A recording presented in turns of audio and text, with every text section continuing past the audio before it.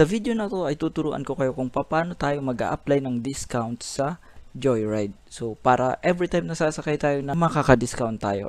Ito ay para sa mga senior citizens, persons with disabilities, at mga estudyante. Kung isa ka sa mga yan, panoorin mo tong video na to. Una natin gagawin, punta tayo sa Messenger. Hanapin natin yung Joyride. Joyride. Nawa ko dito sa Messenger, hinanap ko lang yung Joyride and then nag-message ako kung paano mag-apply ng PWD discount sa kanila, and then nag-reply naman sila. Ito. Joyride Super App. Hi.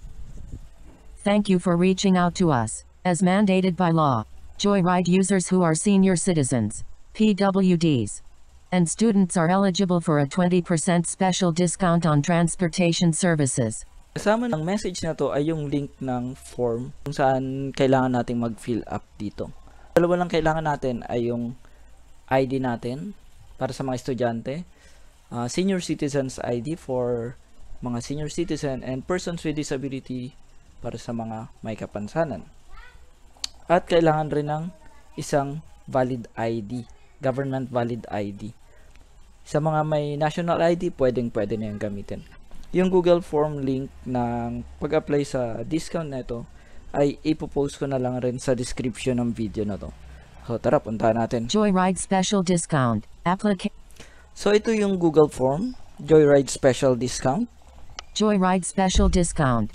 So fill upan lang natin itong mga nakasulat dito. Basically, ang i-fill up lang naman natin dito is yung Joyride registered name natin, phone number, and then hanapin lang natin kung ano ba tayo, estudyante, senior citizen, or PWD. In this case, pipiliin ko na person with disability, or yung nakalagay dito ay PWD. Register star. Input your Joyride registered type of star. Senior PWD checkbox. Radio button check. Pag na-fill upan natin lahat, click natin yung next. Next. Web page loaded. Joyride special discount. Ito naman, tignan natin yung nilalaman nito. Dahil kanina ay pinili ko yung PWD, hinahanapan naman ako sa next page ng kung ano ang aking disability. Dahil may visual disability ako, i-click ko yung visual impairment. Visual orthopedic visual disability checkbox check. Saving check.